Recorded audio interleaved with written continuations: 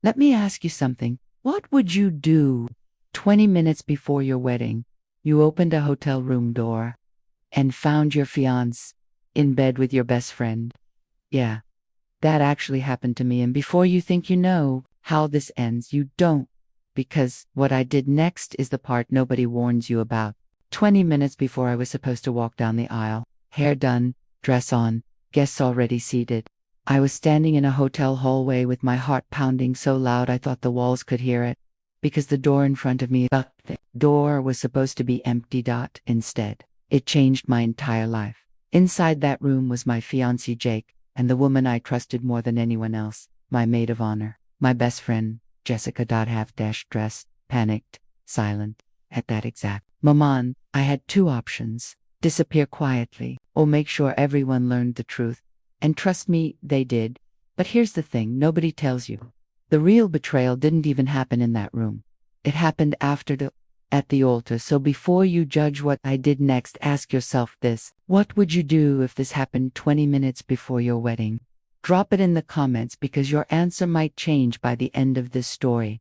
Because the next part is where the cracks in my perfect love story finally show. And once you see them, you'll realize this disaster was planned long before that hotel door ever opened. I thought I was marrying the love of my life, but looking back now, the warning signs were screaming at me the whole time, and the first one showed up the moment my best friend started helping him surprise me. Everyone keeps asking me the same thing.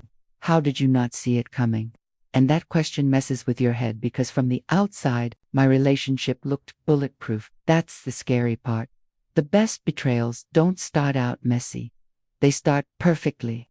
I met Jake 4 years earlier, at work, of all places. One of those slow burn connections that sneaks up on you. He was funny without trying, protective but not controlling. The kind of guy who'd remembered the smallest details: my coffee order, my mom's birthday, even the song I played on repeat when I was stressed. He didn't chase other women, didn't party too hard, didn't give me that constant anxiety I'd had in past relationships. So when people said, "Wow, you really found a good one," I believed him. I believed him. The proposal was straight out of a movie: candles, friends hiding nearby. My family was crying before I even said yes. And when I did say yes, it felt like I'd finally won. You know that feeling, like life finally clicked into place. Wedding planning took over everything: Pinterest boards, venue tours, guest lists. It somehow doubled overnight. And right by my side the entire time, Jessica, my best friend since college, the sister I chose. She cried when I asked her to be my maid of honor, promised she'd protect me from stress, said, "This is your moment, I've got you." And that's when things quietly shifted. Jake started taking late-night work calls, always stepping outside, always lowering his voice. When I asked about it, he'd smile and say, "Just putting out fires. You know how it is."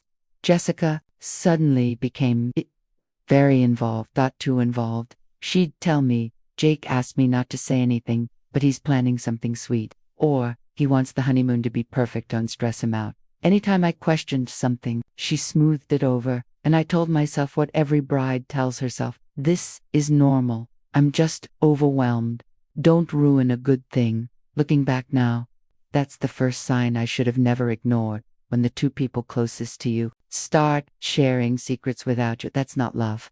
That's a setup. But at the time, I thought I was lucky. I thought I was safe. Because what I didn't realize then was that the wedding planning wasn't just stressful, it was covered. And the next signs weren't subtle at all. They were loud, reckless, and impossible to ignore. You know that feeling when something's wrong, but you don't have proof yet. That's the most dangerous phase. Because this is where you either wake up or talk yourself back to sleep. And I almost chose to sleep. Jake started traveling for work more, short trips, last-minute notices, hours where his phone would just disappear. No texts, no check-ins, nothing. When he finally resurfaced, he'd act annoyed, like I was the inconvenience. And Jessica, she suddenly became impossible to pin down.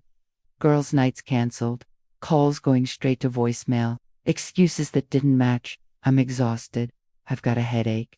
I'll make it up to you after the wedding." Funny how the two people drifting away from me were drifting away together. One night, Jake left his phone on the counter, face down, buzzing, over and over and over again. I wasn't trying to snoop. I swear I wasn't, Tud. But when I flipped it over, there it was, a text preview. Stop.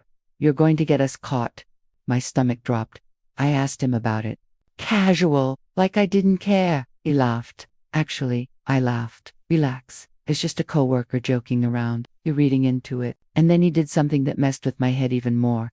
He kissed my forehead, smiled, and said, "You're just stressed, babe. Wedding nerves." And I hated myself for this next part. I believed him, because admitting the truth meant risking everything I'd already built.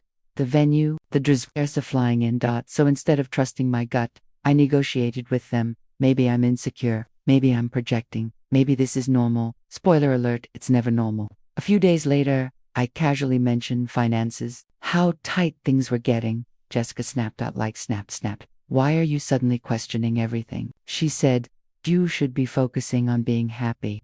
That's when I noticed that she wasn't worried about me. She was worried about being exposed. That night, I couldn't sleep. My chest felt heavy. My thoughts wouldn't slow down. Because deep down, I knew something else too. If I didn't look closer now, I'd regret it for the rest of my life.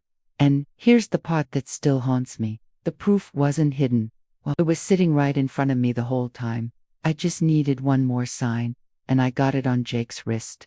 Because the next discovery didn't come from his phone. It came from a notification that wasn't meant for me to see. You never catch the truth by accident.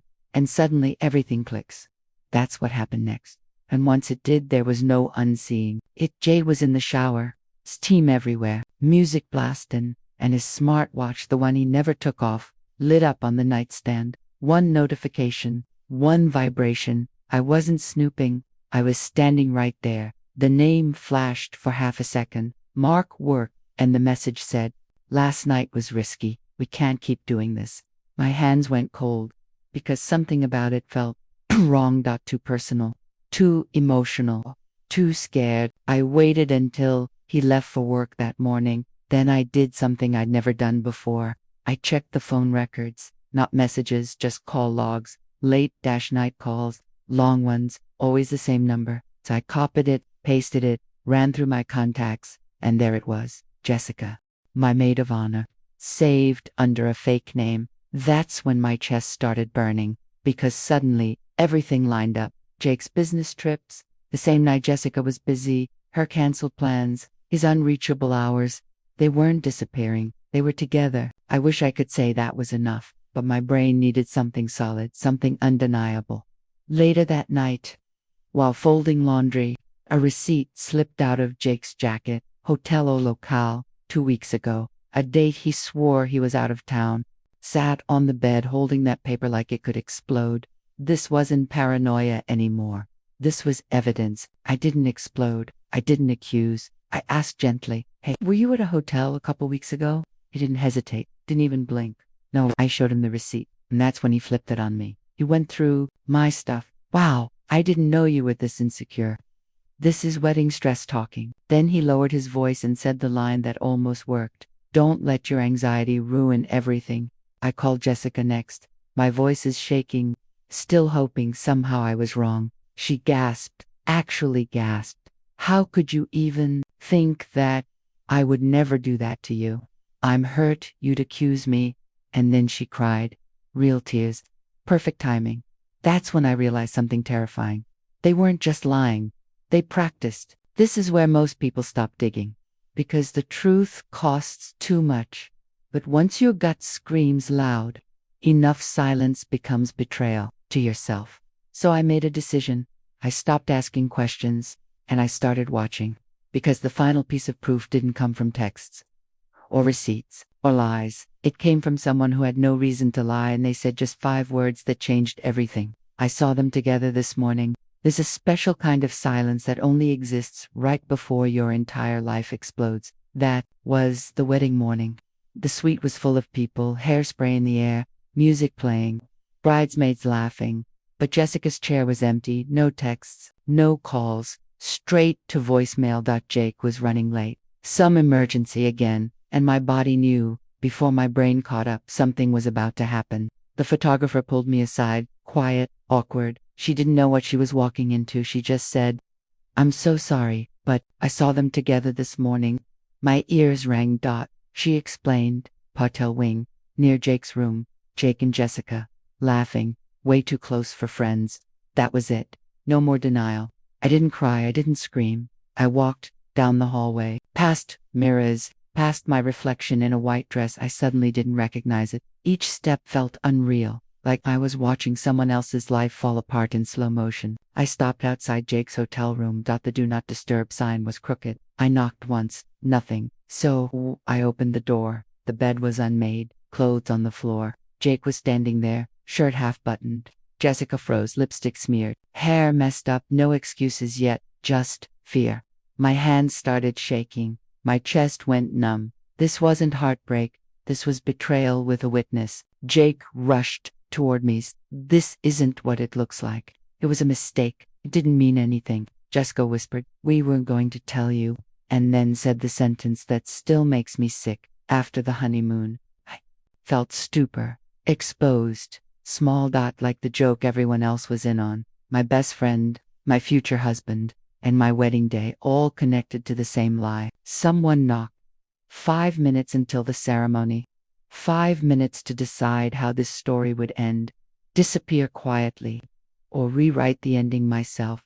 And standing there, heart racing, dress heavy on my shoulders, I made my choice. Because I didn't cancel the wedding, I walked down that aisle anyway. And what I said at the altar is something they'll never recover from. You ever smile while your heart is breaking because you already know you're about to burn the whole lie? Oh, that's the face I wore when the music started. The doors opened. Everyone stood. Phones came out. Smiles everywhere. They thought this was a wedding. Jake looked relieved when he saw me, like he'd dodged a bullet. Jessica wouldn't meet my eyes. I walked slowly, steady. Each step is louder than the last, because I wasn't walking a marriage, I was walking toward a reckoning. The officiant started talking. Love, trust, forever. I almost laughed. Then he asked Jake to say his vows. Jake reached for my hands. They were shaking. Mine weren't. Before he could speak, I gently pulled my hands back, and I turned to the crowd. "I just want to say something first." You could feel the air change. I reached into my bouquet and pulled out folded papers, messages, dates, hotel receipts. "I promised myself I'd never marry a liar," I said. "So instead of saying I do, I'm going to tell you the truth." Gasps rippled through the room. I kept going. "Jake has been sleeping with my maid of honor. And Jessica, my best friend, helped plan this wedding while sleeping with my fiancé." Silence. Then chaos. Jake's mom stood up. "What is she talking about?" Jessica started crying real loud this time. Someone in the back said, "Oh my God." I turned to Jake. "You told me I was paranoid. You told me it was stressful." And then I looked at Jessica. "You stood next to me in this dress, knowing exactly what you were doing." Her fiancé, she had one, stood up slowly. Didn't say a word, just walked out. The officiant stepped back. Vendors froze. Guests whispered. Jake's family surrounded me. Not him. His dad wouldn't even look at him. Jessica tried to come toward me. I stepped back. "Don't," I said. "Save it." That was the moment they realized this wasn't damage control. This was exposure. Be honest, what would you have done? Type expose or walk away in the comments. Because either choice comes with a price. I turned to the officiant. "I won't be needing this anymore." I handed him the ring, then I lifted my dress and walked back down the aisle, alone, but free. Here's what nobody tells you though. Exposing them felt powerful for about 5 minutes. Then reality hit. The fallout, the humiliation, the rebuilding, and the truth about betrayal that almost broke me. Everyone thinks the story ends when you walk away. It doesn't. That's actually when the hardest part starts. The adrenaline wore off fast. One day, I was the strong woman who exposed cheaters. The next, I was alone in my apartment, surrounded by unopened wedding gifts, with my phone blowing up. Some people called me brave. Others said I was dramatic. Social media turned my trauma into entertainment. Clips of the ceremony spread. Strangers had opinions. And the part nobody prepares you for. You don't just lose a partner, you lose your future. Deposits will go. Contracts didn't care about cheating. Vendors wanted payment. I had to explain over and over why there were no wedding photos. Family dinners were awkward. Friends picked sides, and Jessica Shull tried to apologize. Jake, he tried to come back. That's when I felt the anger turn into something else. Clarity is the truth nobody tells you about betrayal. The worst part isn't the cheating, it's realizing you ignored patterns because you were protecting a moment, not a person. Love isn't promises. It's consistent, and your gut, it never lies. We just get really good at not listening. Therapy wasn't cute. Healing wasn't linear. Some days I missed the version of my life that never existed. But slowly, I stopped feeling embarrassed because I didn't lose anything real. They did. 6 months later, I ran into Jake. He looked smaller, tired. Jessica wasn't with him. He said, "I should have chosen you." I smiled and said, "You did. Every time you lie." Then I walked away. For good. If this story hit close to home, you're not weak, you're human. And if you're ignoring red flags right now, rewatch this. Subscribe for more real cheating stories and the truths people wish they'd heard sooner. Like, if you believe exposure is sometimes necessary, comment your biggest takeaway because someone else reading it might need that warning today. Some weddings end with vows. Mine ended with the truth. And honestly, I'd choose the truth every single time.